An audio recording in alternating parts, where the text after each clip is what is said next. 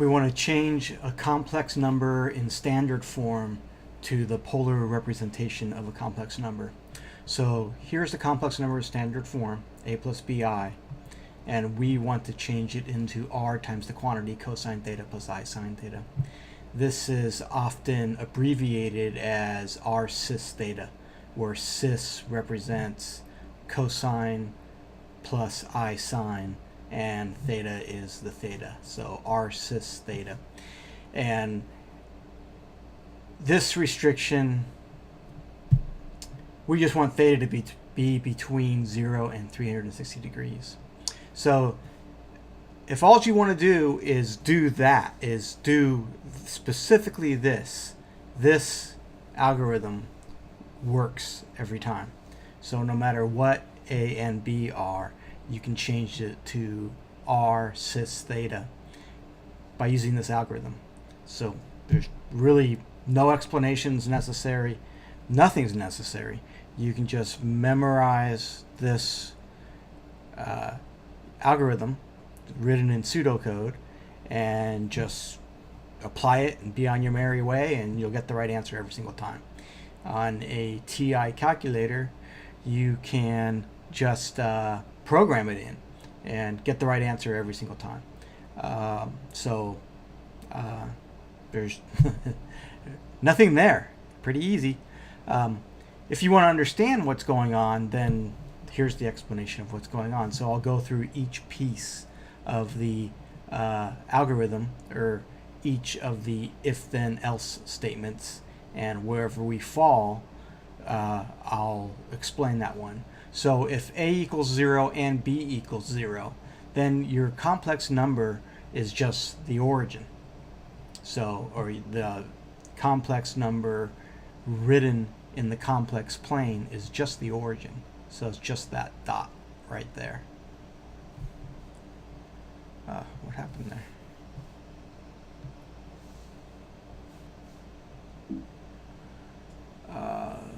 Could not use pencil because it's always something, man. It's always something. So I think I can do it now. Yeah. So it's just the origin right there. And r is equal to 0 because the distance from the origin that the point is 0 distance. And theta is unrestricted, so theta can be any value that you want, because if you're not going anywhere in the direction of theta, then theta can be anything, and you're just, anchored at the origin. So the next case that I went, the next case is a is not equal to 0 and b is equal to 0. So a is the real part, b is the imaginary part. So if b is equal to 0, that means we're on the real axis. And if a is positive, then we're on the positive side of the real axis. And r is equal to the absolute value of a, that's just this distance right here. And theta is equal to 0 because we're on the positive r axis, or we could call it x-axis as well. Else means a is negative. So if a is negative, that means we're on the negative r axis, somewhere on this axis. So r is still the absolute value of a, and theta is now 180 degrees. Else, if a is equal to 0 and b is not equal to 0, so now we have an imaginary number, the real part is 0, we're now on the I-axis or the y-axis. So r is the absolute value of b, that's the distance between the point and the origin. If b is greater than 0, then theta is 90 degrees. That's in this example. If b is less than 0, then theta is 270 degrees. That's this example. Else, both a and b are not equal to 0. In that case is illustrated down here, and I chose a specific point, -3 plus 2i. So the real component is negative 3, and the imaginary component is 2. So that's this point. So r is equal to the square root of a squared plus b squared. That's just the distance formula. So that's the distance between this point and the origin. If a is positive, then if b is positive, then that means we're in the first quadrant, and theta is equal to inverse tan of b over a.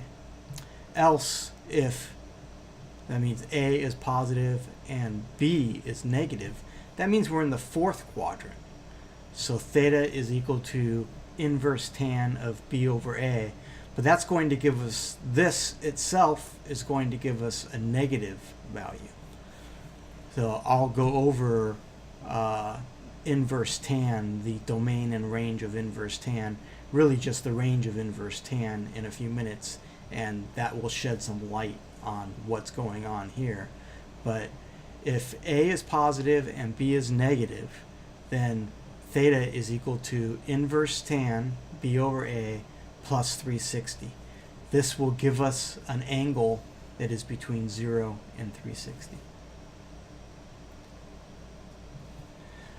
Else, a is negative and b is either positive or negative. In that case, if a is negative and b is positive, we're in the second quadrant, and inverse tan of b over a is going to give us an angle in the fourth quadrant because b over a is negative. So we're going to add 180 to that, and that'll give us a resultant angle in the second quadrant, which is what we're looking for. Else, a is negative and b is negative. We would be in the third quadrant in that case.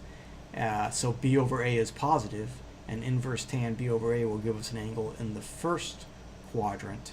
So we add 180 to that to give us our angle in the third quadrant. And that is it. So the reason why we're adding 180 or 360 is because of the range of inverse tan. So tangent takes on all of its possible values, which are negative infinity to positive infinity, when the angle goes from negative 90 to positive 90. So inverse tan, no matter what value you give inverse tan, it only gives you the corresponding, I'm going to call it a primary angle. Primary angle actually has a slightly different connotation to it, but inverse tan will only give you angles between negative 90 and 90 degrees. So no matter what value we feed it, if we feed it a tangent that is begotten from a point in the second quadrant, that's where x is negative and y is positive, so y over x will be a negative number. It's going to give us a angle in the fourth quadrant. And likewise, if we give it values, the values of a point in the third quadrant, then y over x will be a positive number, and inverse tangent will give us a value in the first quadrant.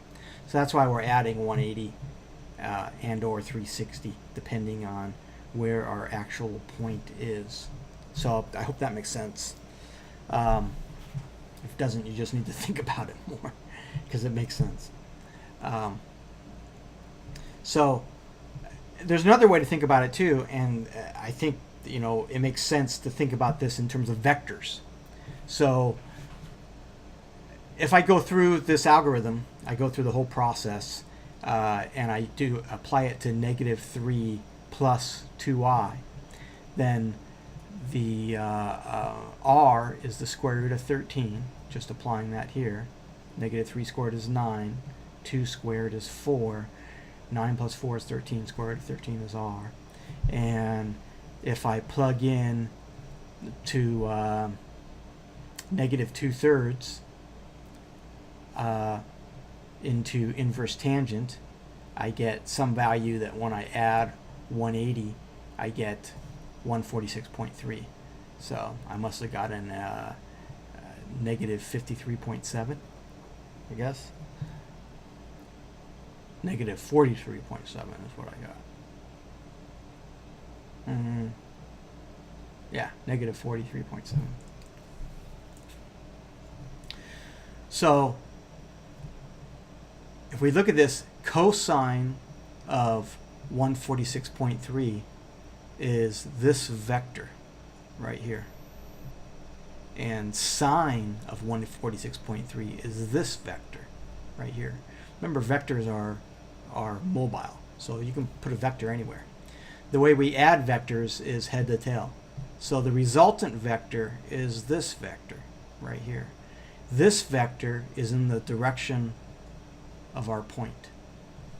This vector is also a unit vector. So when we multiply this vector by square root of 13, we dilate. I don't want to dilate. We increase the magnitude of this vector so that the head lands on the point. So that's a vector understanding of why the polar representation of a complex number works, you know, how it actually works. So hope that makes sense.